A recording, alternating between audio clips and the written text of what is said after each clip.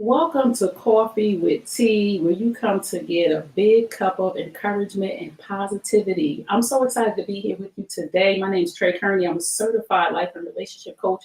I specialize in helping people bounce back from betrayal. So, here today, we're going to have a very special guest. I am so excited for Coach Jineen to be in the building. She is a wealth of knowledge, and I'm so excited about her B.L.O.O.M framework. This is going to blow your mind. So, get a pen and a piece of paper and join us on this journey of encouragement, positivity, wisdom, and discernment for you. Jineen R. Huff is a mindset coach, self love expert, and speaker who helps ambitious moms, women alleviate overwhelm and self neglect by experiencing more inner peace, confidence, and healing while incorporating more self love along the way. Currently, Coach Jineen has helped thousands of women build their dream lives of ease through her mindset coaching, speaking, and podcast.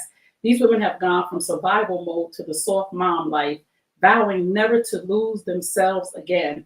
As a newfound author, this has led to the recent birth of her debut self published book, I Choose Me, the international guide to never losing yourself again. In February 2024, over 100 copies sold with multiple transformation for men and women.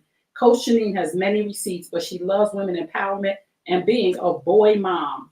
Her mission is to empower ambitious, career driven, professional, and entrepreneurial moms like you to unlock your full potential and create a life that aligns with your passion and values.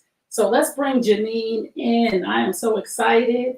Welcome, Coach Jineen. Thank you so much for having me. Good morning, everybody. Good morning. I'm so grateful. Thank you for having me.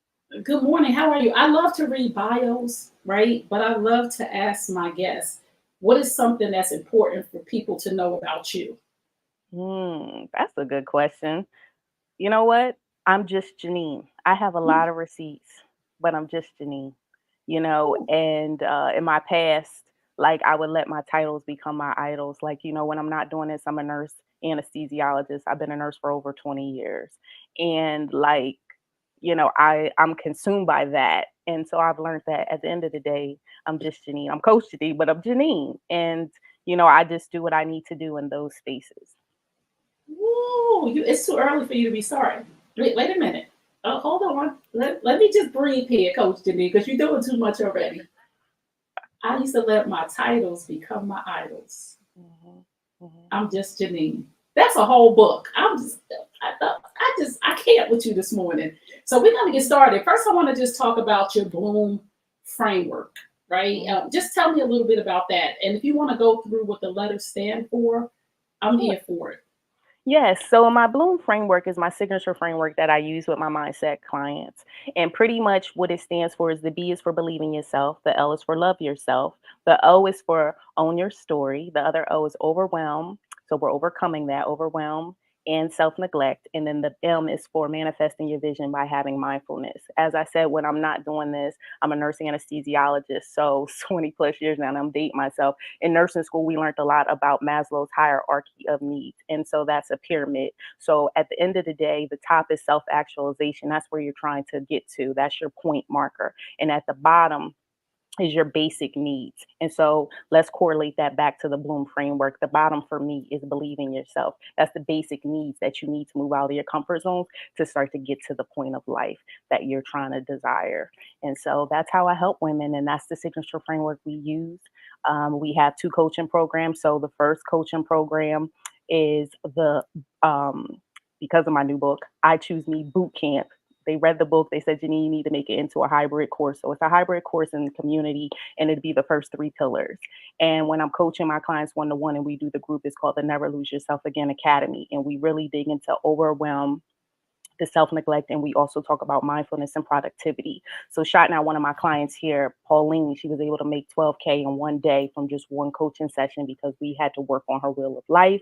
You've been a part of some of my master classes, but I really like to look at my clients in a holistic approach because you're just like I said, your titles are not your idols. So you are many parts. You're a mother, you're a wife, you're an entrepreneur, or you're a career professional. Like there's so many parts to you, and we have to deal with you as a whole. So Mm, that's my Bloom framework. I just love this so much. So one thing you talk about is burnout, And when I was reading your bio and listening to some of your work and being around you, I know you're big on working through burnout. And you were at a stage in your life where you were burnt out. And I looked up the definition of burnout. And burnout is a state of mental, physical, and emotional exhaustion that can be caused by work related or other types of stress. Talk about your burnout for a minute, and then how did you get past that burnout? Yes. So I like to now talk about bouncing back from burnout and wellness tips and how to refuel your cup. I've hit burnout twice. One time I almost had a stroke. I have lost a baby. I've lost a family member that was very near dear to me, and also divorce. All those things and the health issues I was having led to my burnout. But really, if anything, it was my check engine light that just said, "Girl, you're doing the most," and God had me had several seats. So I just bounced back from my last burnout about a year ago. That's when I wrote the book. I told God I don't have time. And he said, "Well, we can really help you, girl." And Mm, so I couldn't even feel my left hand from the last injury that I had in nurse anesthesia. And so I dictated half of my book. Like, duh, duh, duh, duh, duh, duh, duh. One thing about me is when God tells you to be obedient, I was like, oh, I got time today. So I was out of work for 7 months and I had a lot of time to recoup, to go to physical therapy, to go to occupational therapy and learn how to reuse my hand. So I tell people I don't look like what I've been through.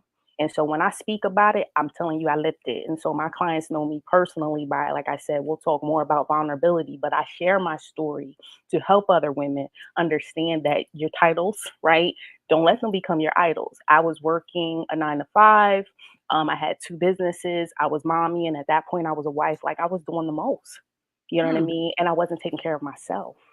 Right. And mm, so at the end of the day, if you're always giving and never refilling, like it will cause you problems. So it did. And so I learned that mm. lesson. And so now I just broadcast that to others to tap in. Right. So, can you just tell us one or two steps to recover from burnout? What's the first thing? So, if I'm burnt out, Hmm. and I'll be burnt out sometimes, Hmm. not full burnout, but even minor burnout, where we're heading to that.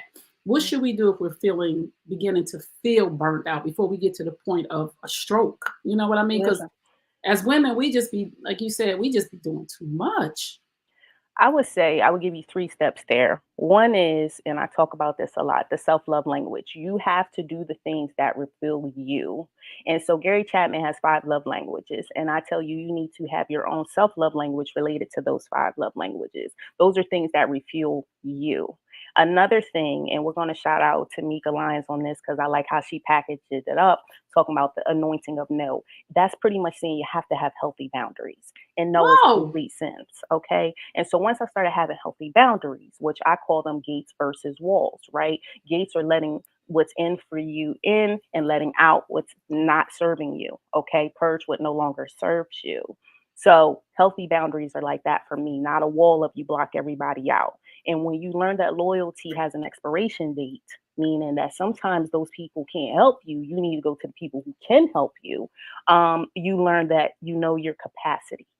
And so if we do one quick thing, it's like looking at jugs of water. A bottle of water that's so high cannot take on as much, but something that's lower can. So be the person where you know your cup is at half capacity because you can take on more. If you're all the way at the top, then you have to learn the anointing of no.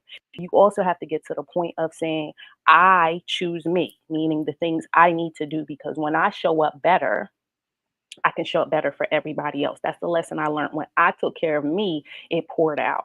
And I'm gonna shout out one other person before we move on. I was at another women's conference, and she said, "Your business and your life and your kids are like an umbilical cord.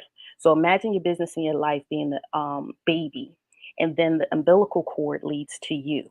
None of those things, your baby will not flourish if you're not taking care of yourself. So you have to get to a point that you are nurturing you so you can make sure that you nurture what is attached to your umbilical cord. Same thing with like airplane stewardess, right? Put your oxygen mask on for you save somebody else. Being in healthcare for 20 years, like that just didn't look right. So I was very easy to be like, oh, it's fine. I'll deal with it later. And then my body said, mm-mm, have several seats. Mm. The anointing of no. Well, That's hallelujah. Come on, Listen, Tamika. The come on, anointing of Tamika. no. Listen, she got a whole book, shouting her out. She got a whole book on that, so you can get that from Amazon. I have that. The It's okay anointing to of. say no. Mhm. Let's anybody who's listening right now.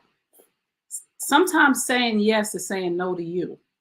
And that's not a healthy thing to do when you don't have the capacity to help somebody because you'll harm them or you'll harm the relationship with them more than you're helping them because you'll harbor resentment because you didn't say no. The anointing of no. Let's if we don't take nothing else from today, I'm gonna put that on my wall. The anointing of no. And we not playing with y'all.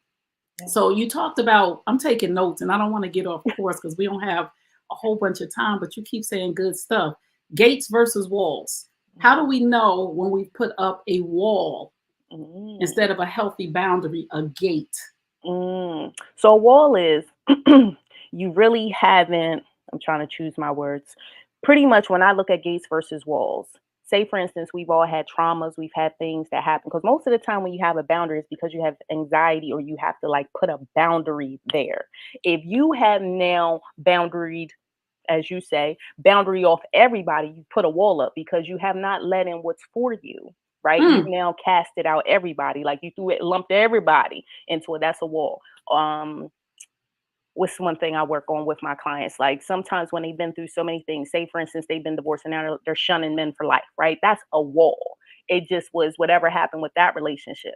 You know what I mean? So that's yes. what I look at. Serve whatever, do what no longer serves you. So if it's purging to let it go, that's what you need to do. Because sometimes I tell people with capacity, you have to make room, right? Spring cleaning is for you to purge so you can get ready to take on some things. And so it goes back to that cup analogy, right? If your cup is that high, it's because you need to purge some things, right? That is when you know you've hit burnout. The alarm is saying do something. And so being out of work for 7 months, like I purged a lot. I was in here spring cleaning, I was taking care of myself. I mean, I did so much. I wrote a whole book, like, but Yes. I needed that mental freedom, right? Because I'm a mindset. I need that mental capacity that I need to refuel myself so I could show up better. And so, my son at the time, he was a toddler. He's a little bit older now, but he was like, "Mommy, you're at everything now." I was able to show up at the school, like things as a nurse anesthesiologist. I worked 24-hour shifts. I was working weekends. Like my schedule was crazy. So just making my son happy for me to put him on the bus or get him off the bus or be there to make the little gingerbread houses, right? I was able to be a reader, like they do a mystery reader where the parent can come in but they don't tell the kids. They have to guess who's coming. And so, like, that made my son's day. I popped up as a guest reader. So, those are the little things, right? But you have to look at everything that happens in life as it happened for you, not to you. So, those are the things I live in, when I'm blooming, right? I always talk about blooming to be seen because I've had to come through a lot. And my logo is a butterfly because I told you there were so many stages I had to go through. And in the book, I break it down. That's how the phases are broken down, as the bruised caterpillar to the cocoon until you get to the butterfly to never lose yourself again. But it's that cocoon work, right? And that's a lonely thing, right? It's only for you. The cocoon's for you, but you can't bust out until you're ready. That's why it's there. So your wings are strengthened to come out. So I tell people, and I think Maya Angelou says it so best, many people admire the look and the beauty of a butterfly, but they do not embrace or understand all the transformations, all the changes it had to go through to become that. Mm, And so that's why that's my logo. Yours is a butterfly too. Mine is an 8 in the middle because 8 stands for journey. mm. Come And on so now. when I designed it, that's what our wise intentional queen journey. And there's a crown on top. And, not to get off track, but it's on my spirit. When you look at the Ruth and Boaz story, right, they tell you need to be in position. And so when you bloom to be seen, what was she doing? She was in position. And I tell people your sheep will know your voice. So you have to show up. And if you're not in position, they won't be able to find you. So as an introvert and someone who doesn't like to be on camera, like I push through so many. That's why I said that bottom of my framework is believing yourself and moving out of comfort zones. Like I had to step into that and say, hey, I am going to show up and be there for the queens or the people who need me. And that's how the podcast was birthed. And then the rest is history. So I just encourage people that when you talk to yourself nice, because the power of sexy talk, that's my thing. When you talk to yourself nice, that's how you're able to show up for others. But really just honing into becoming comfortable with being uncomfortable. Mm, mm, mm, mm, mm. If you just tuned in, you tuned into Coffee with Tea, and I'm here with my guest, Jineen Huff.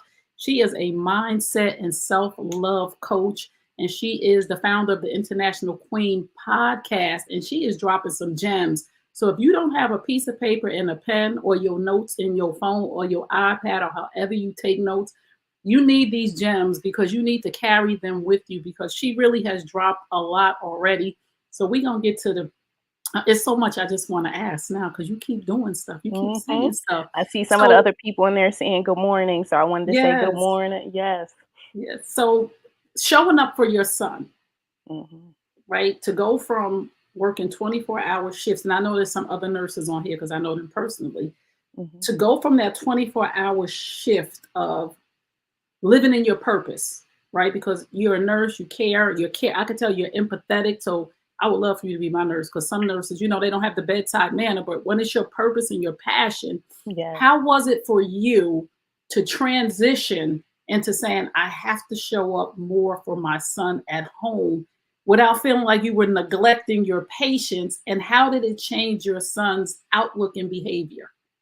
Mm, that's so good. We're going to back that up all the way. So I talk about I've been divorced. And as I look through backing up, I had a family member who was my age and she had diabetes and she died on the couch by herself from a diabetic situation. And then right after that, I had the divorce. And then after that, I had the burnout. And so why I'm backing you up there is to understand that during those 24-hour shifts, showing up, giving so much to my job, I was not serving as much at home or with my family. My son was an infant at that time. And so it was like, Janine, you have to do something different. And that's when my titles became my idols because I was like trying to be the people pleaser, trying to serve. This year I was top nurse in my state. Like those are all positive rewards. But at the end of the day, that's why I said I'm just Janine. I don't serve from that place anymore. I give things the attention that it needs, but I make sure that I come first. So my son has watched me. He's been in physical therapy with me. He's seen me walk through this whole journey. He's seen me coach women. He knows what I do for a living. If people say she a nurse, he makes sure they put the little stank on it and say she's a nurse anesthetist. Like I am trying to be a role model because see kids watch you. And I think that's one thing we lose as parents is we tell them so much, but they really watch. And so now he wants to work out. Now he wants to do things that he sees me do. And so just keep being what you need to do so it can then transfer over. I also tell my son that he needs tools in his toolbox. And so I give him tools that I want him to use about boundaries, that he is enough, right? I talk about that's the biggest lesson I kind of learned when people ask me what I wish I would tell my younger self is I'm enough in every season. So I tell my son, I want inside your head it to be your voice. I do not want you to seek external validation. So back to my job, that's external validation and quick gratification. If I take care of you, boom, it's great. Like you get instant. But once you really deal with what's going on the inside, it's a total way to be. So I even show up differently at work. And more than anything, I show up differently at home. And I could tell that my son saw the changes without me saying that these are changes. I hope Mm. that answered it. Girl, yes. Listen, you just on fire with your little young self. See, you do it. Listen, no, because I'm a woman of a certain age and nobody told us this. Like, nobody told us that you have lost yourself in being a mother. You have lost yourself in being a wife. You have lost yourself in not being good enough. Nobody told us this, Generation X and beyond. So we're late bloomers. We're Mm, late bloomers because we're just finding ourselves and we need this. And we've been left out as the middle child generation for so long. And to be able to hear that I am enough, no matter what I've been through, and I've been through some stuff, but to mm, even hear it now, you just pricked the little girl in me. Like, mm, cause she in there, like, am I enough? What am mm. I doing? I You saved know, my mom. Me mm, and you talked on other conversations, but as you said, me doing my own mindset work, getting therapy, um, tending to the inner girl needs. Because I talk about in the book also about how you have to dig deep and get to the roots. and how you have to go back to that inner girl. Because most of the time, how we're showing up is because it's something in her that needs to be worked on. And I had a guest on my podcast, and her name's Vania Swain, and she talked about when the little girl heals, the woman becomes whole. Mm. And so that was so profound for me when I talk about wholeness and healing, right? Because my podcast is Intentional Queen Podcast Journey to Restoration. I wanted to restore myself to wholeness. It just started from me just being, it became my audible diary or journal. And then people tapped in. I didn't even tell my family at first. I just started it. And Yes. I said, God, if this is what you want me to do, like, then you send the people. So I only put out like 2 episodes. So now we're like over 90 episodes. We're over 16K downloads. Like, I don't even talk about it as much because I make it be like a speakeasy to those people that are private. But people who Yes. listen, I know they listen because they'll reach out and they'll tell me this one was for me. And I go back and I speak to all those little girls inside people globally because I want them to know that they're whole, and this is Mm. the way. And I kept all my old original episodes when I was in the cocoon, when I was the caterpillar, so people can hear my growth. Some people want things to be perfect, but when people can see the transformation, they like, wow. And so that's what brought people to me, right? The Ruth and Boaz thing that I talk about related to my business. And so when I show up at my job doing nurse anesthesia, like I wasn't expecting to get that top nurse of the state for the year. But that goes, Congratulations, thank y'all. you. But it goes back to what you said when you start showing up in a different way. You know what I Yes. mean? And so people started to come because they would see it. So you can bloom and you don't dim your light. I've had a lot of people have jealousy upon me, but they don't really know the struggles. And so Mm. my podcast was that way of not having my face on it. I intentionally didn't put my face on it. And I wanted people to get to know me. Yes. And Just then people Janine. said, just Janine. And then yeah, and then that was that. I had my brother come on twice, and we talked about some deep things. I've had women from all over walks of life that talk about self-healing, growth mindset, and self-love. Like we dig in. I've had people talk about trauma, domestic violence. We touch on everything Mm. because This is so we good. want to heal those parts of you. And like I said, the life coach thing became my podcast listeners asked me, "What do you have to offer?" Right, right, right. And I So say I that all the birthed that. time too. Right. I say this all the time. When you are operating in your purpose, you don't choose stuff. It chooses you. Life coaching chose me. Because people are like, well, when can you coach me? I'm like, I'm not a life coach. They're like, well, Yes, you are. I want to help me. I want to work with you. So when you're operating your purpose, and I tell people your purpose is to serve the people that God assigned to you through your gifts, talents, and experiences. You don't have to force it, right? Like you said, I wasn't no life coach. Life coaching chose me. That's why I work with you. I'm not working with nobody that just want to be a life coach because it's sexy. When people start coming to you and they tell you, this is no, no, no. God told me that I need you to guide me through these rough waters of life. And you're like, okay, let me go do my due diligence so I show up the way God wants me to show up. But this is so good. So I want to talk about the loss of your baby because there's so many women who find their identity in motherhood. And we talk about that like, well, I'm a mother, I take my kids to the basketball game, the football game. I do this, I do it. We don't talk about the mother who found her identity in motherhood and then lost it before the motherhood happened. How do we help women process through the loss of a baby that never was birthed or early on? Mm. Before we hit that, something came in my spirit when you said it chooses you. There was a little story. So we know this story in the Bible about Queen Esther. Yes. And there is scripture, right? The crown chooses you. And that's why I feel like mine was intentional queen journey. So the queen represents Queen Esther. The crown chose me. And I was fighting it tooth and nail. But sometimes you just, like I said, have to show up to be seen for those people. Because when you walk in obedience, that's for somebody that's going to watch this now or on the replay. You have to show up for your people, whatever gift that is. I inspire for impact, but more than anything, my walk with God, which I'm going to talk about related to the baby, um, that is where it started. And I said, God, what do you need me to do? I'm going to be obedient because you've given me my child back. So let's fast forward to when you talk about loss of a child. My son is a twin, and I lost the twin. And I was a little angry with God, if I'm going to be honest. At the time, I was in the middle of saving someone else's life, putting a breathing tube in them. And all this blood was down my leg. The respiratory therapist next to me was like, hey, that's not coming from the patient. Is that you? And then it just kept bleeding and bleeding and bleeding. I took all this stuff. Me and, I'm divorced now, but he was my husband at the time. We go to the doctors. They're like, sorry, Janine, you've lost the baby. And I was like, no, you're going to run some more tests. Was very adamant.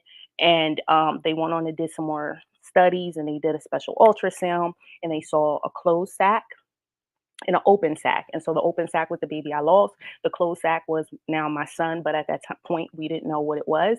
And I go on throughout my book talking about this and how I was very stressed out, and I wasn't sure if my baby was going to be okay.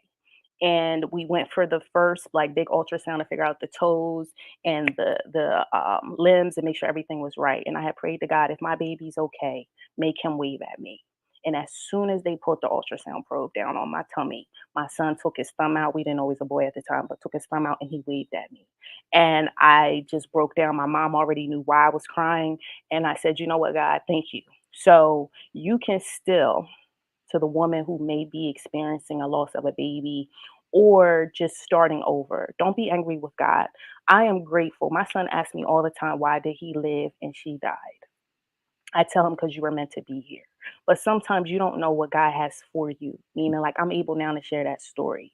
I'm able to tell people you can still overcome. I'm able to tell the strong friend, you don't always got to be strong. So, like, all the time. Because I'm the strong friends coach, pretty much is what my clients call me. I allow you to break down. You have to go back in that inner little girl and say, I'm still a woman. I'm still a mother. And if you lost a baby, you still a mother regardless of what happened, but you never know if God knew something wasn't going to be good with that seed. And so I've embraced that God gives me what I can handle. And so if you didn't get that baby, something happened for you. And so doesn't mean you may not become a mother again.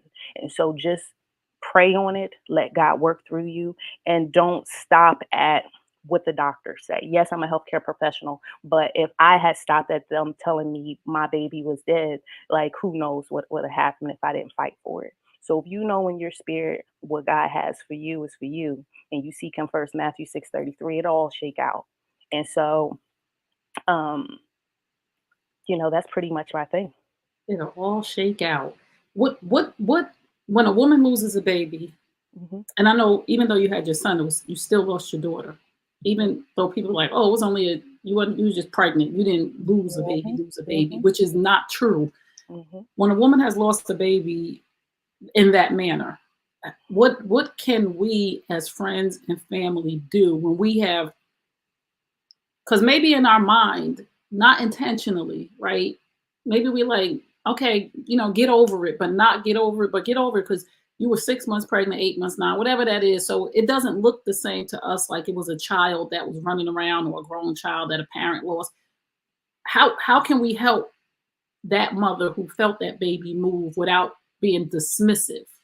Mm. I think that's where people miss the mark, because they don't know what to say, so they do nothing. And I think acknowledging what they've been through, this is something that's going to free somebody. And I learned this in therapy. And I also had Tanya Taylor come through on my podcast, and she talked about this. Like, you take as much healing as you need to get to where you need to go. Don't allow people to force you to heal through something you're not ready.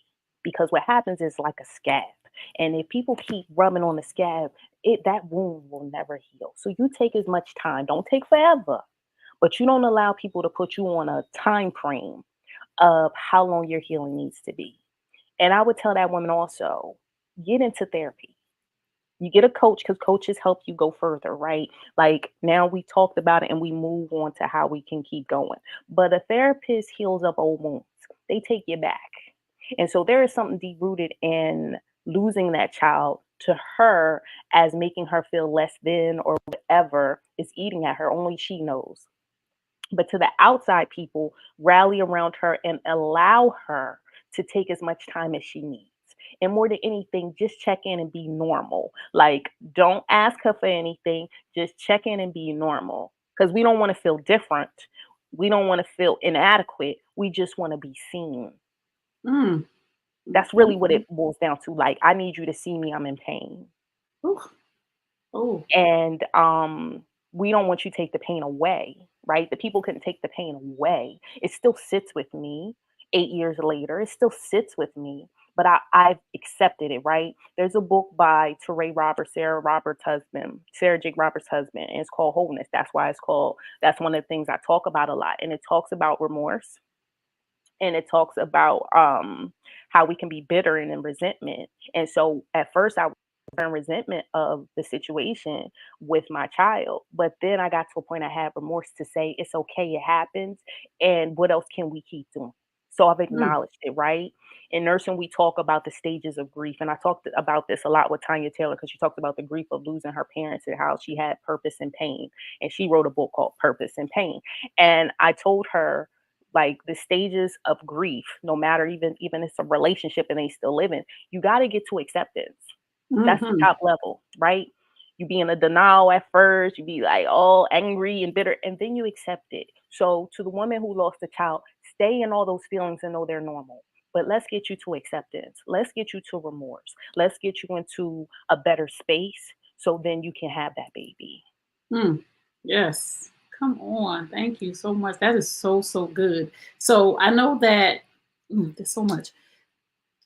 Let's talk about becoming comfortable with being uncomfortable, because I know I want to get to so much, but I don't want us to miss the time of the important points that you want to make, because that's why we're here, to make sure that you operate in your purpose and you shine your light, because I believe everybody is the light at the end of somebody's tunnel, from what they've been through, from their stories, from their experience, their gifts and their talents. So I want this to be about you. And I know you like to talk about become comfortable with being uncomfortable. So give us just a little bit of that.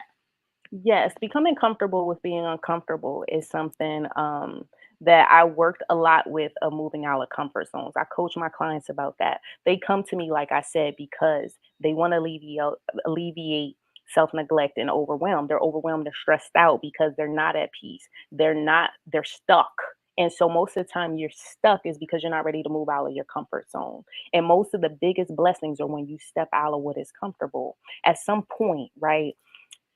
I'm thinking back to when you talk about a plant being in um, a container. Sometimes you have to change the soil for it to grow and be nurtured in a better environment. And so when you talk about becoming comfortable with being uncomfortable, it's making that first step. It's the baby steps lead to giant leaps. It's just doing what feels uncomfortable because it may save you. Vulnerability was so uncomfortable for me, but it saved me. Talking about my past traumas, talking about the things that I've endured to save women's and men's lives. Like, but I had to become comfortable with being uncomfortable. So that's the bottom of the framework with believing in yourself. Because once you start doing that and talking sexy to yourself, it just opens up the life that you want to live. You live more fulfilled and you walk in your purpose. Like I said, I inspire for impact. So that's what I would say becoming comfortable is just stepping out of your comfort zone and just moving where God wants you to go.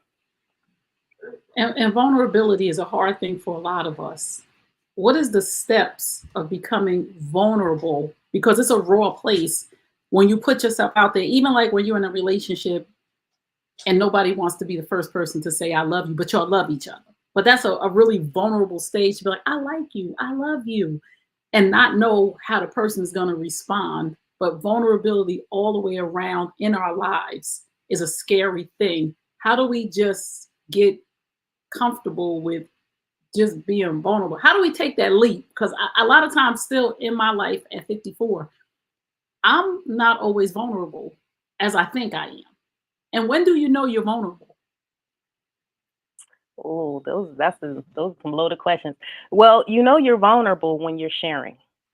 Mm. And it doesn't have to be huge. We make it seem like you got to be fully transparent. No, no, because that's not safe, right? To be fully transparent. There are people who will try to hurt you. So you have to be comfortable within. That's why you need that cocoon work. When you have internal validation and you seeking God, right? Because when you have discernment from the gates and the walls and you recognize that you are standing in your truth and your light, then it doesn't really matter what people do, right? You want to be the lighthouse, the tower that attracts in. And when you sometimes shine a light, there's going to be people that have negative energy, or they look at you like a mirror and they get frustrated, like, I wish I could be like her. And then they would have jealousy and stuff like that. But you can't stop being you. You have to authentically be you. And that's why I said I am me now. I got some raw edges. Like sometimes people be like, "Ooh, she a little jagged," but I embrace them, my good, my bad, and ugly, and I work on the things that I think I need to work on. But I still know I'm good enough. See, this is Mm. the thing. We always waiting to get to the next level, but I embrace where I am. See, mindfulness is being present in a moment. I put a post up on another social media platform and I talked about anxiety. A lot of times you're so anxious because you're trying to be so far in the future. As a planner that I am and talking about productivity, I'm always looking at the next step. But sometimes I put my phone down, I sit presently and meditate. I sit down and I be with my son on whatever he wants to do. It's changed lives. It's changed my clients' lives. I talk about that in some of my master classes about the wheel of life. You have to check in on those things because it will help you become more vulnerable. So vulnerability to me, and Brene Brown said it best, is courage. So if you have the courage to share, then you go from there. It's a baby step. I wasn't telling my whole life. I still don't talk about my whole life. I talk about what I feel comfortable about, because you shouldn't be out there talking about things you're not really healed from and fully uncomfortable, because you may be tainting another person's perspective on things, right? God had to deal with me with my mouth. When I signed up to She Wins Society, she said, "What's your superpower?" I said, "My voice." And so silence is a superpower, right? And when you pointing, how many fingers are pointing back at you? So you have to be real careful, right? What they say, the speck in the eye, where you come for people. And so that's what I did, worked on me. I don't pull the speck, okay? And I start giving people grace, but I gave myself grace first, because then Mm. I could see people's flaws. You know what I mean? Because I allowed myself not to be perfect in God those had to roles, check. right? God had to check my mouth. Please, God had to check my mouth. You know what? Got I'm to see taking who I that come with me. from, right? This is how I help my mom, right? We mimic. That's why I keep saying we have to watch how we show up for our kids. So I help my mom through those things. Help my mom also have healthy boundaries. I help my mom be more vulnerable and share things with me as a woman. How did you even, because we know the mother is the leader, right? And Hmm. we know a lot of times people our age, Hmm. we are rigid. We like do as I say and not as I do. Don't talk back. I said, how Hmm. did you get your mom to receive that I'm not chastising you or correcting you. I'm showing you a different way. How do we get that generation gap where you telling me something and I'm not like, oh, who she thinks she is? She don't got no experience. She don't even know what she talking about. How did you get your mom to be able to hear you? I spoke through my own testimonies. Mm. She saw me, right? She see Woo. herself in me, but she see the changes in me, right? And so she started saying, "Well, what are you doing?" Right. And then my podcast, I told you I didn't tell my family the first 3 months. Then she started listening to the podcast and said, "You need to keep going." My brother was like, "Oh my God, I need to be on here." Like I started with me. And then they checked themselves like, well, maybe look at her now. Right.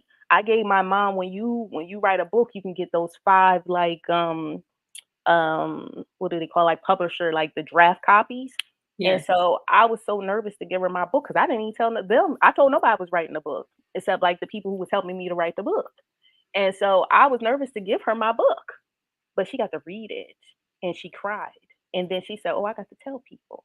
And then what she said to me after that let me know, oh, she got it. So sometimes it's not saying this to them, it's being that for them. Oh, mm, Lord Jesus, come on. And And what then would my you mom has say? told me later, she said, "You helped me be a better mom." That's what she told me, right? I Mm, help her be a better mom, but she sees me trying to be a better mom for my son. You know what I mean? So I don't point, I just show. And then I ask, because I still give my mom the utmost respect. And I say, "Can I share with you? Can I share with you?" We've even created our own boundaries. And I've taught her mm, how to have boundaries that are healthy with outside people. You know what I mean? wow. Because Yes. she's a doer. That's how I hit burnout. Like, she used to have all these jobs and being a wife and a mom. And I was like, oh, I could do it because she could do it. And yeah, but I've seen her hit burnout multiple times. Now my mom has the power of no. And she'd be like, "No, I can't do it." And she feel good in that. Mm. Give a little bit of advice for mothers and daughters or mothers and sons who are going through a strain in their relationship right now. Ooh, that's hard. Because I really haven't personally experienced that, but I witnessed it from others. And I think prayer is big and baby steps and coming to a what's the word? Common ground. Sometimes people don't want to apologize. Most of the time there's a strain because something happened. And see, people don't want to talk about because see, it goes back to when you talked about the woman who lost a child and how she may feel some type way. But you don't recognize people be offended by things that you don't even know about. And so it's the communication of the offense and trying Come to clear on. the air. So what I've witnessed is when people get down to the root, right? Because I talk about that in the book. When you get down to what's really going on, you can probably heal that. And a lot of times it's the offenses. And I used to Mm, be easily offended because I used to feel like people was coming for me and I had to send back. Like what you say? Like I don't my mom's not like a punk. Like it was like, listen, she was full gangster. And so I'll be ready.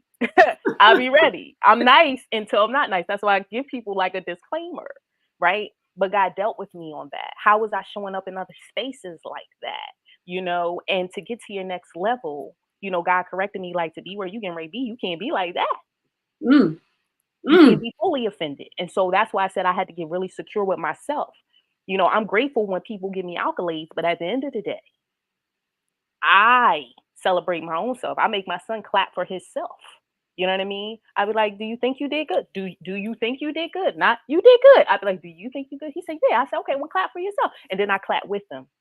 And I watch my mom kind of watch that parenting because see what happens is if we always give them the gratification and validation, they're going to seek that in relationships with people and all that, and not feel enough when they're not receiving.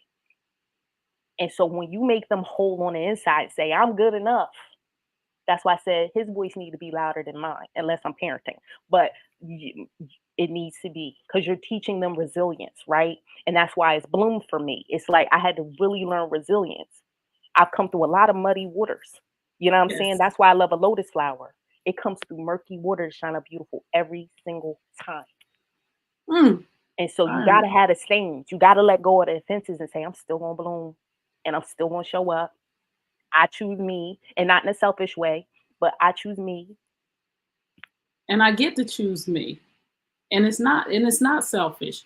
Saying no is not selfish. Choosing yourself is not selfish. And we've been programmed for so many years that dysfunction is normal, that when we get into a space of positivity, it doesn't feel good. It feels good to us, but it does. We tell ourselves this is not going to last, but it can. And we were talking about this last night, and we were talking about how here I choose this is heaven. Like some people decide that living that when we die we're gonna go to heaven.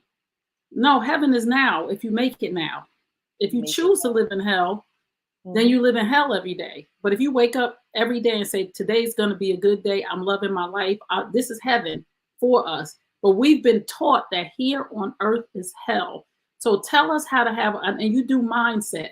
How do we shift our mindset to be able to go straight to the positive instead of the negative default? Because we've been trained that default is, and somebody said this to me, we've been taught prepare for the Think, worst. yeah, prepare for the worst. Expect the best, but prepare for the worst. Instead Mhm. of expect the best, prepare for the best. And when the worst shows up, work through that. How do we Mm. shift our mindset from this negative default to it's all going to work out for me? I know it sounds like, oh, we should all do that, but that's not Some things easy. I had to learn was loyalty has an expiration date. I don't hold on Oh, to people so tight. Like I used to be because we family, because we this. Like I used to hold on to you, right? I talk about the Door to Explore backpack analogy, right? Kids had that show Door to Explore. She had a backpack, and she used to and I used to carry weight of people's opinions, people's stuff. I would take over as a nurse. I'm like, I do what I do it, Superwoman syndrome. Nah, you have to say carry your own weight, carry your own stuff.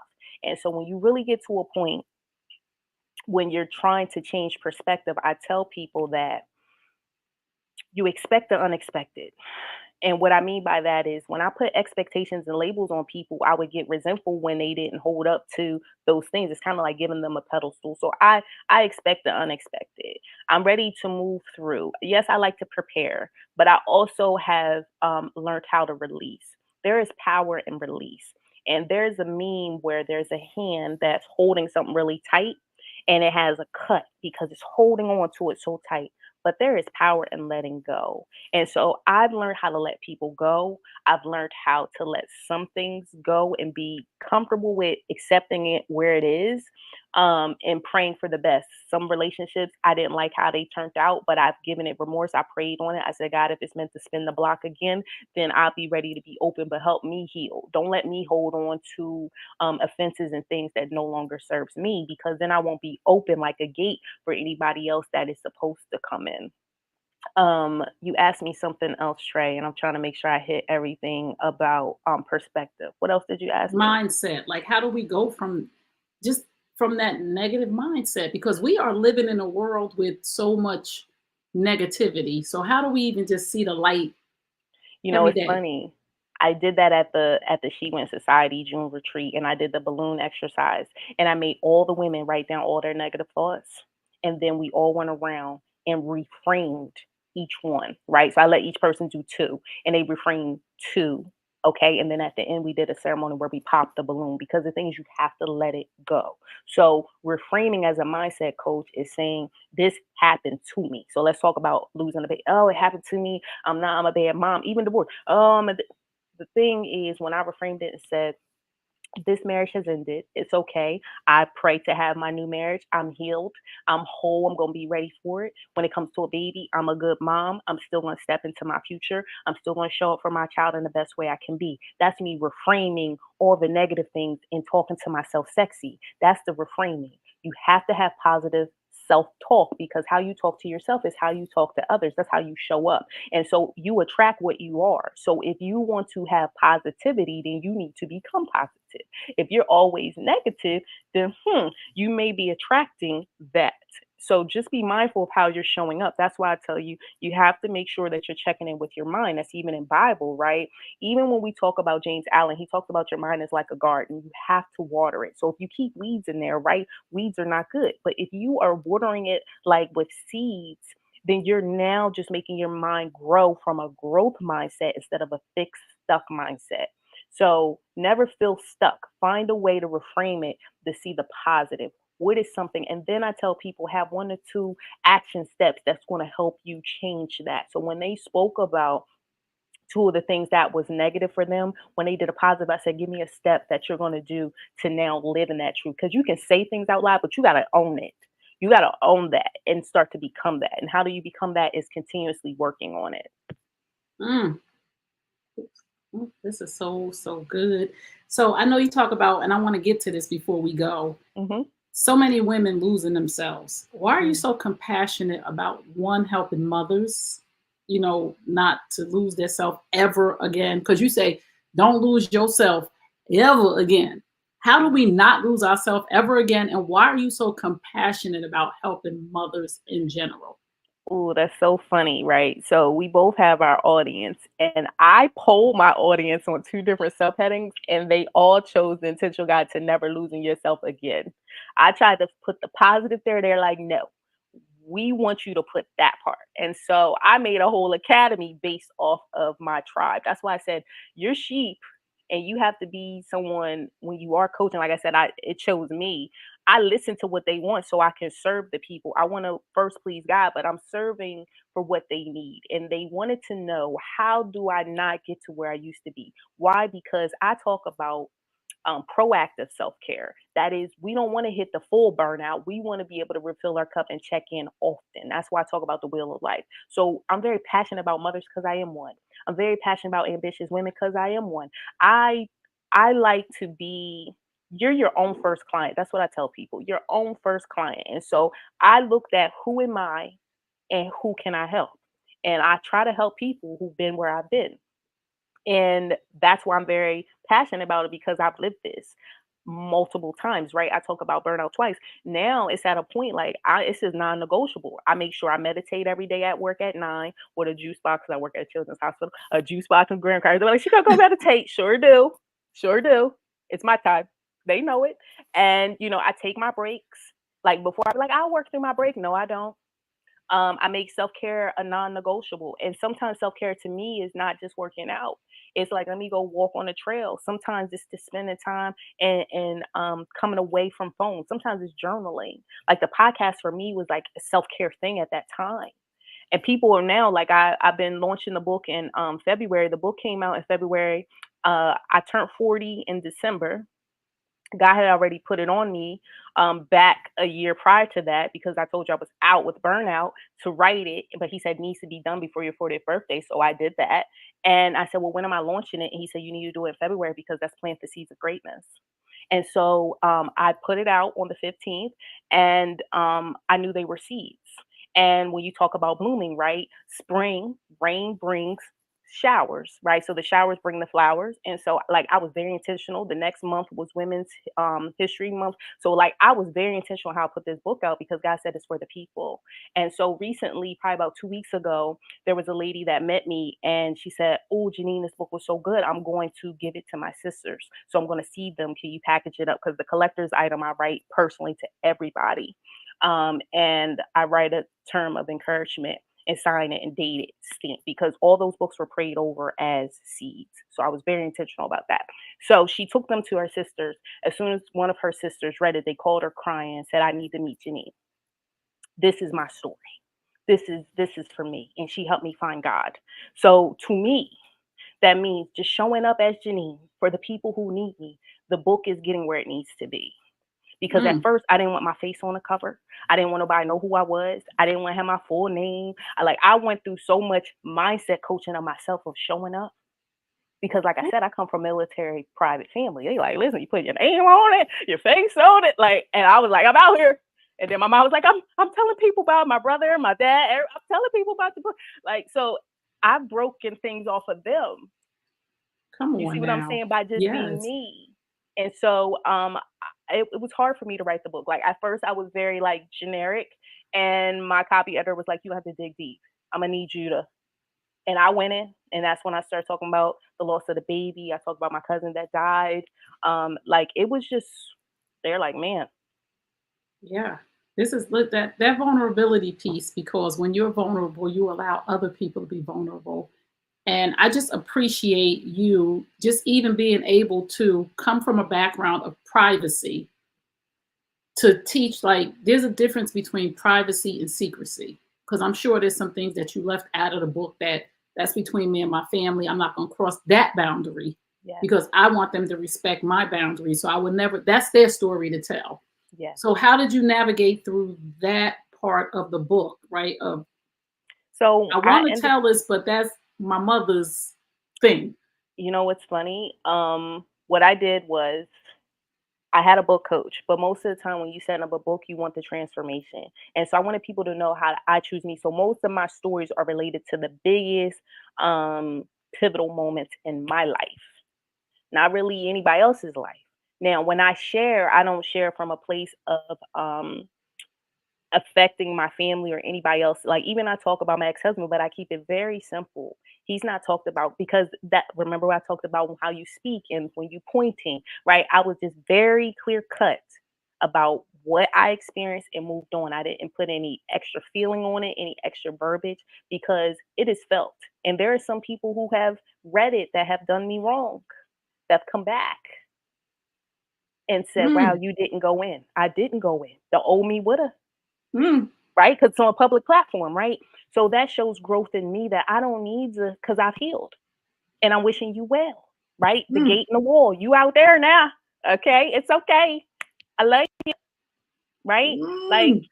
that. So that is what shows integrity, right? And intentionality of how you moving. Because when you show up that way, then people know when they're coaching with me, right? We talk about vulnerable things. They know I'm not out there talking about their business. Yes. You know Integrity. what I mean? Yeah. Yes. So And we you talk become the about, role model. and again, yeah, and I always say this, I'm 90% Christian and 10% Cardi B. Cardi lives in me. She lives deep down inside of me. And I have to make sure that Cardi don't show up unless it's extremely necessary. Don't mess with my kids, my money, and when I get a man, my man, because then Cardi gonna come and show up.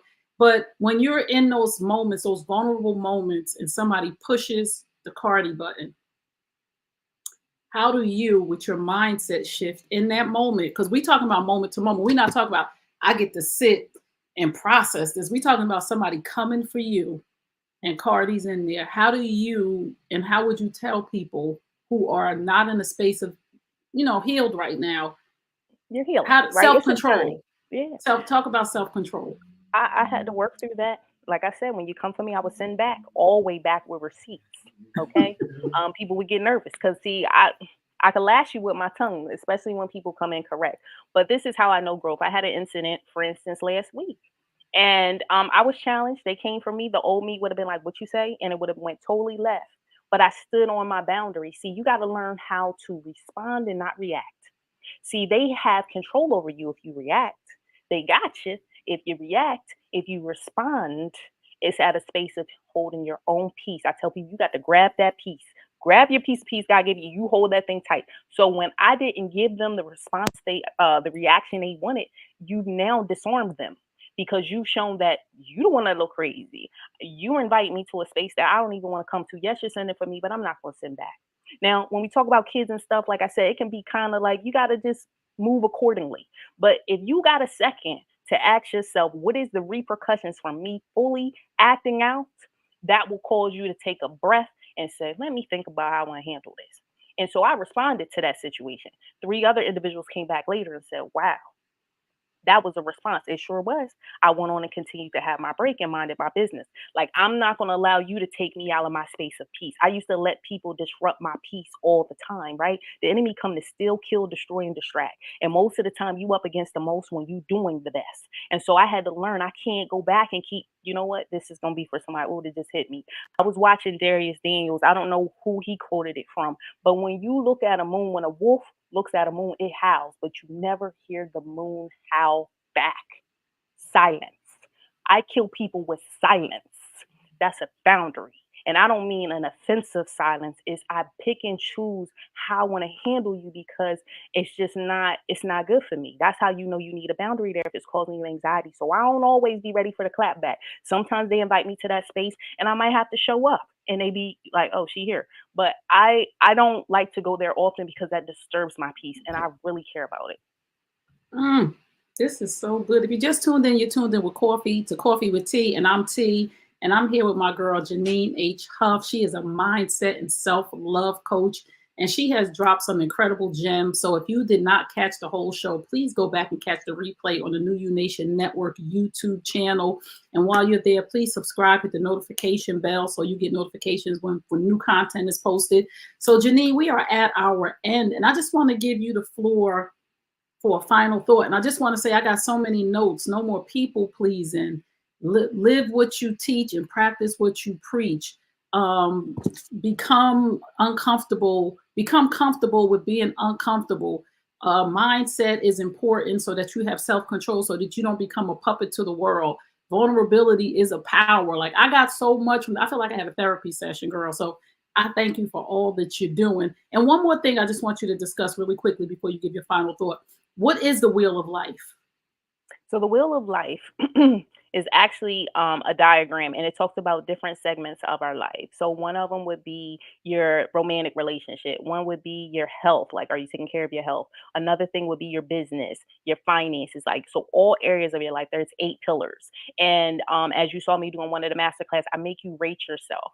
I do that weekly with my clients, and we do it monthly, and then I do it quarterly. Why? Because it's the check-ins with myself so I can do better, right? We pivot. I wanted to pivot towards peace. That was one of my words of the years in the past. This year is expansion. So anything I'm doing now is going to be expansion related, with God being my source. But the reason why I said that you need the wheel of life is that's how you become whole. Like you're not just your business, you're not just your romantic relationship, you're not just a mother. Like there's so many aspects of you need to tap in. And sometimes you may score a low score. Don't beat yourself up. It's like, okay, now we need actionable steps to do it better the next time.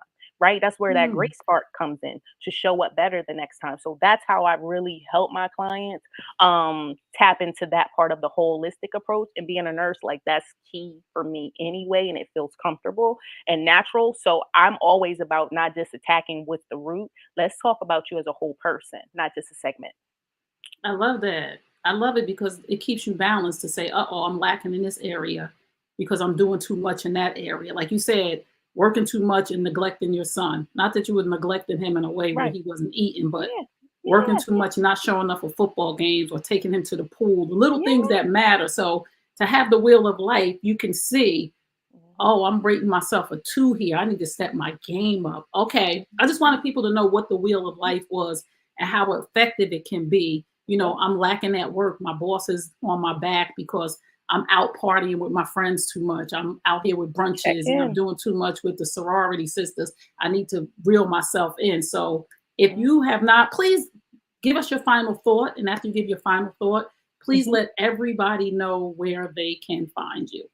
Ooh, my final thought. My final thought is I want you to leave here knowing you're enough.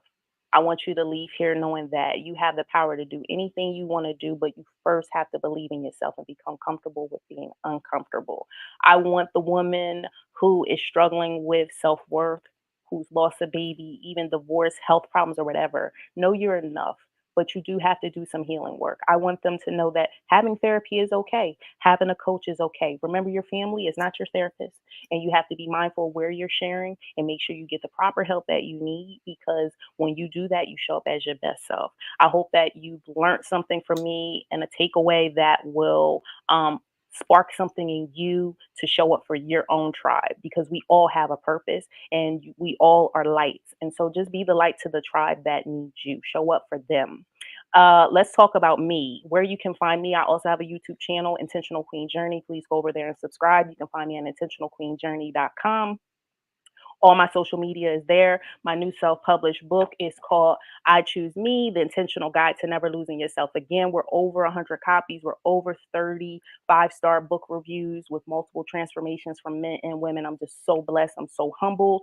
Shouting out She Wins Society because they're going to be blessing me later this year related to the book. And so that's why I said when you show up for your tribe, people see you and they want to help you. So you can get that from there. That's at buy, B-U-Y, buyichoosmebook.com. That's where you can get your signature, your collector's edition where I sign and autograph it. If not, you can go to amazon.com and get your copy.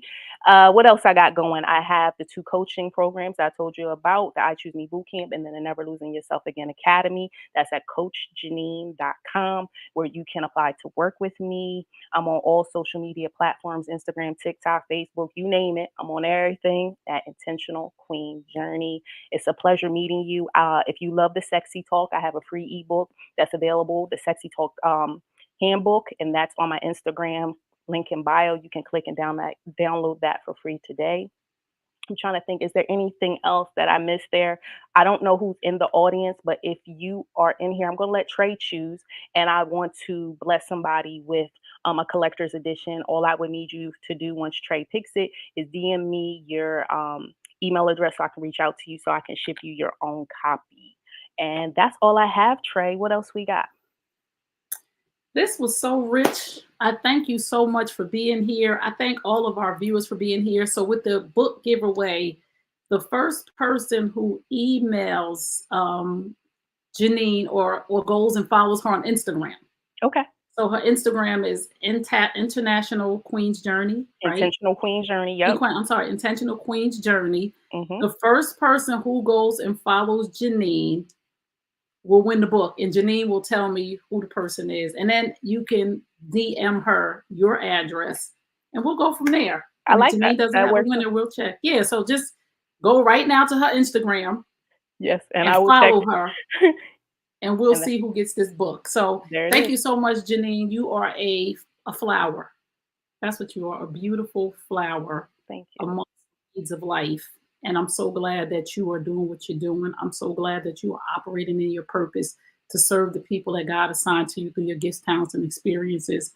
And your obedience is really commendable. And I thank you for all that you do, not only in your personal life, but in your professional life. We need you. We need good nurses. And there's not a lot of bedside manner now because people are angry, but I thank you for being just Janine and blessing us today. So we thank you guys for tuning in, and always remember, you are the light at the end of somebody's tunnel.